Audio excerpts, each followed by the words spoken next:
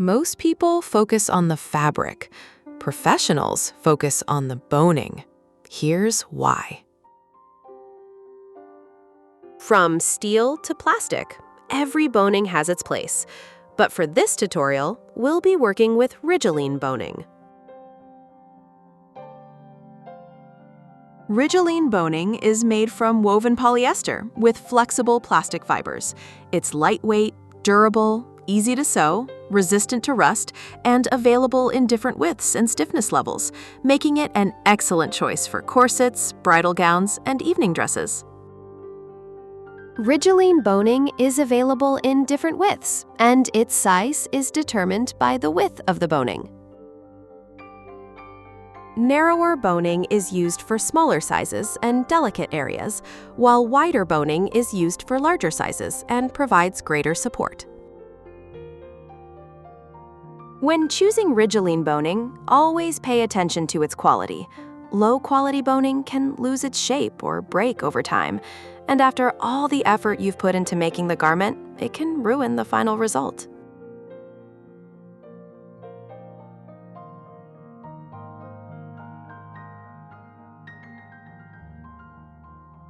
Here's a simple tip. Before using Rigilene boning, gently press it with an iron. If the boning is good quality, it will keep its shape. But if it becomes distorted or deforms, it's a sign that the quality isn't good and it's not suitable for your garment. Boning provides structure, support, and shape to a garment. In this example, the boning along the edges is used for shaping, while the boning in this area is used to give the garment structure and support. Some corset-making instructors believe that Rigilene boning isn't flexible enough and should only be used along straight lines.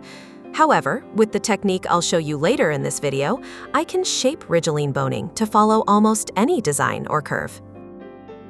You'll need a pair of pliers or needle nose pliers. First, carefully open a small section of the woven fibers at the end of the boning to expose the plastic strands inside.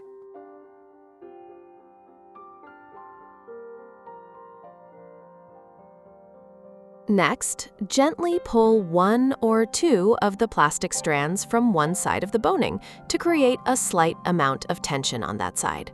Work slowly, pulling the strands a little at a time until the boning gradually takes on the desired curve.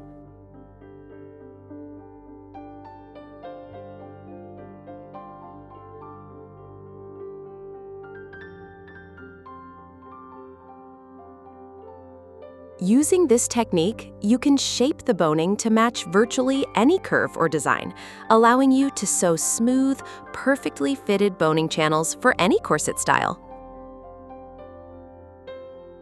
Sometimes you don't want any visible stitching on the outside of the garment. In those cases, the boning is attached to the lining instead, just like in this corset. In some corsets, the boning is stitched directly to the outer fabric from the wrong side, just like this. In some corset designs, the boning is inserted into separate boning channels, and the channels are stitched onto the outer fabric.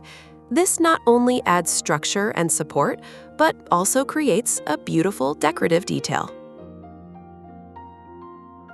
You can also combine different boning methods in the same corset.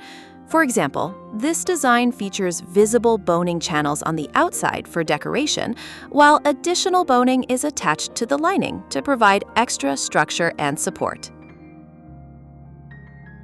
Now let's move on to the practical part and see how each boning method is sewn. Before we begin, let's take a quick look at the presser foot. This edge stitch foot helps keep your stitching straight. If you don't have one, a regular presser foot will work just fine.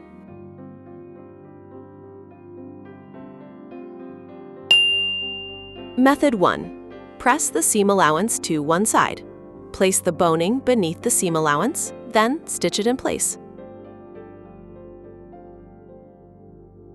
Always seal the ends of the boning with a lighter or cover them with boning tip tape to prevent the plastic strands from poking through the fabric. Keep the boning one seam allowance away from each edge.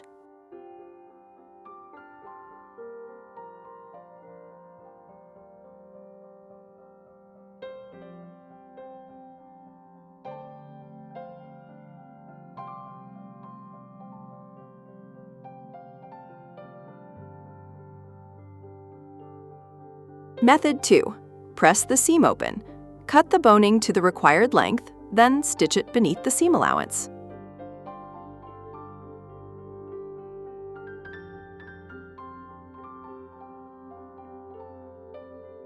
Method 3. Press the seam open, then stitch along both sides of the seam to create a boning channel. Finally, insert the boning into the channel. Close one end of the channel with a few stitches.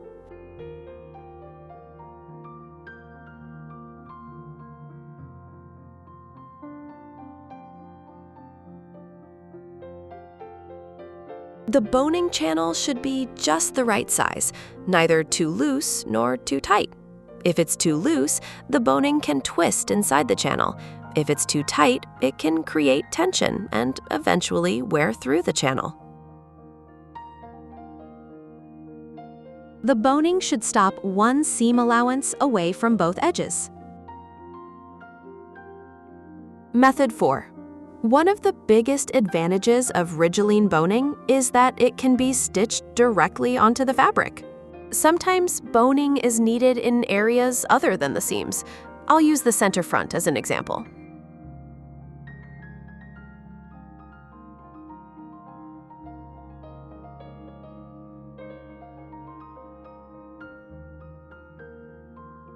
One thing to keep in mind is that at the center front, it's better to start the boning slightly below the seam allowance.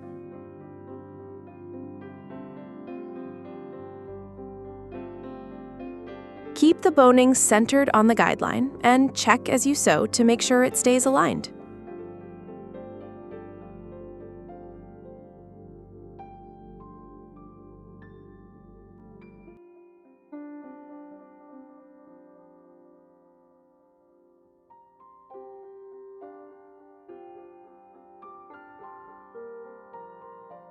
Sew as neatly as possible so the stitching looks clean and beautiful from the inside as well. This is what a clean, professional finish should look like.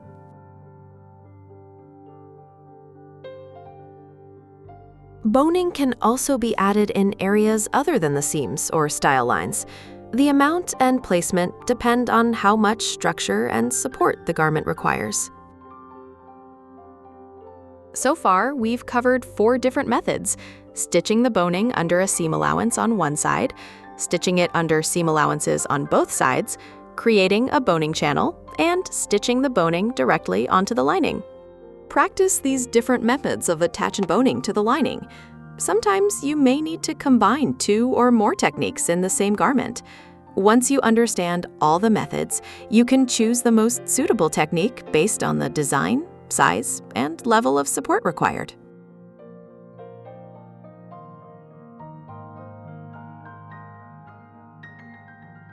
Sometimes the boning is intentionally stitched onto the outer fabric, making both the stitching and the boning channels visible as decorative design elements. Let's take a look at how to create this effect. Method 1. We'll attach the boning to the outer fabric while keeping the stitching invisible from the outside of the garment. Press the seam open. Position the center of the boning directly over the seam. Stitch one side of the boning to the seam allowance, then stitch the other side, just as shown in the video. This method secures the boning while keeping the stitching invisible from the outside of the garment.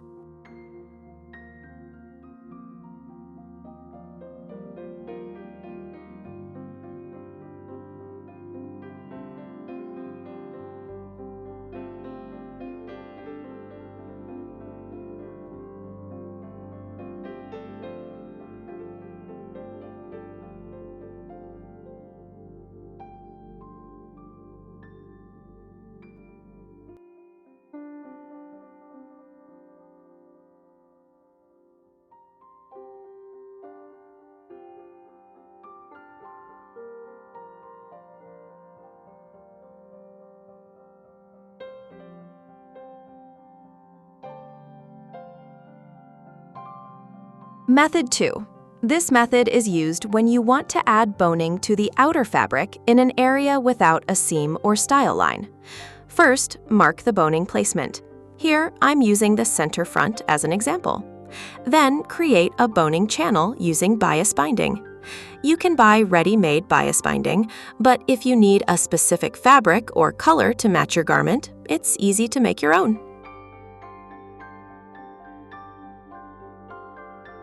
Center the bias tape over the guideline you marked. Then stitch along one edge, followed by the other, to create the boning channel. One important tip: don't stretch the bias tape as you sew.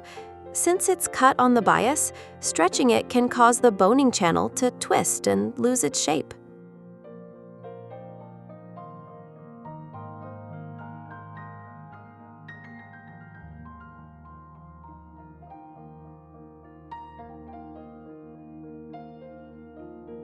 Close one end of the channel with a few stitches. Insert the prepared boning into the channel, making sure to leave the proper clearance from both ends.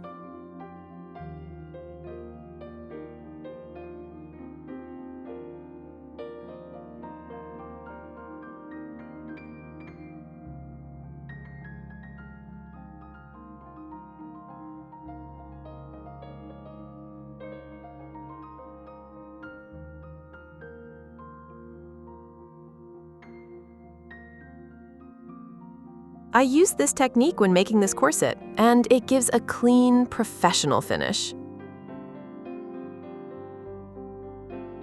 Method 3.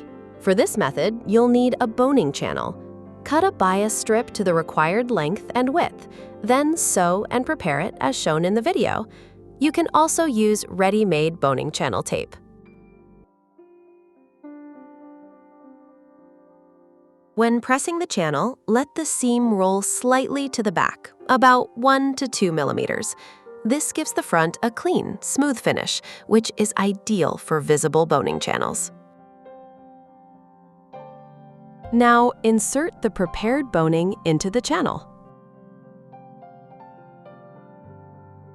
Depending on the design, you can make custom boning channels wherever they're needed and stitch them directly onto the garment.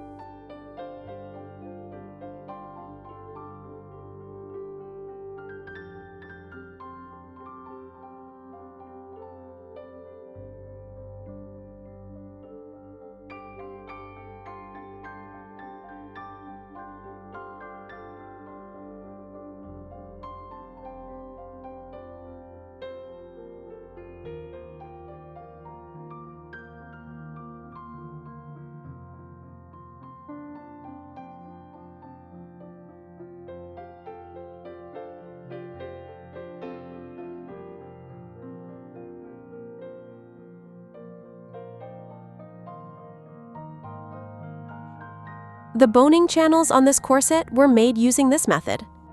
Let's quickly review all the boning methods we've covered for the outer fabric.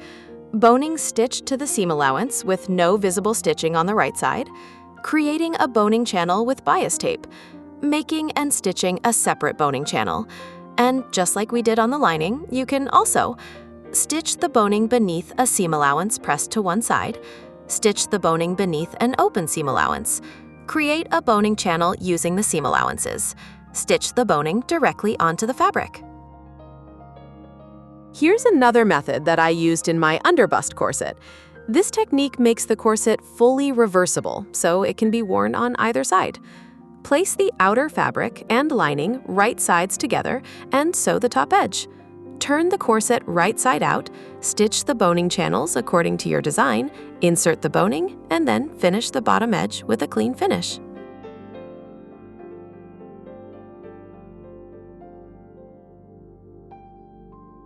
Boning sheer fabrics such as lace, organza, mesh, and other transparent fabrics requires a different technique.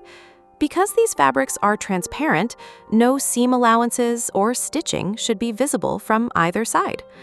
I'll be sharing this technique in a future tutorial, so stay tuned.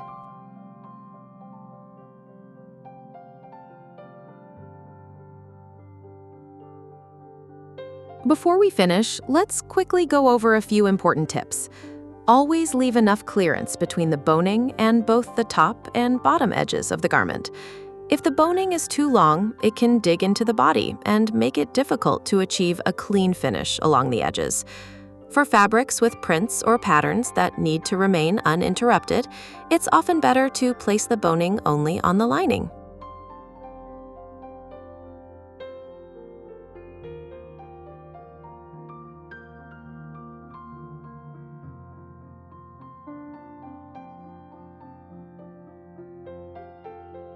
In this corset, the visible boning channels become part of the design. Because the fabric has a clean, solid surface, the stitching adds visual interest while also providing structure and support. Here, the boning channels are intentionally stitched on the outside, turning them into both a structural and decorative design element.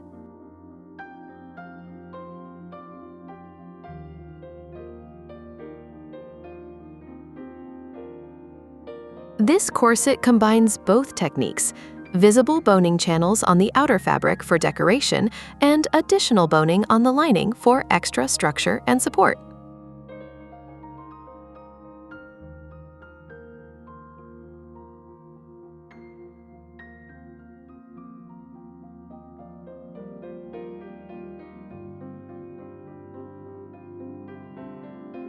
In bridal corsets, excellent structure and a perfect fit are essential. Since the bodice also supports the weight of the skirt, additional boning is often required to provide the necessary strength and stability.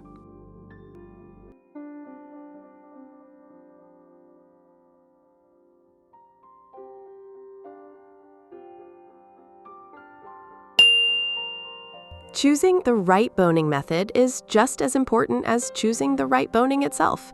I hope this tutorial helps you create stronger, better-fitting corsets. If you have any questions or would like to see another corset tutorial, let me know in the comments. Thanks for watching, and I'll see you in the next video.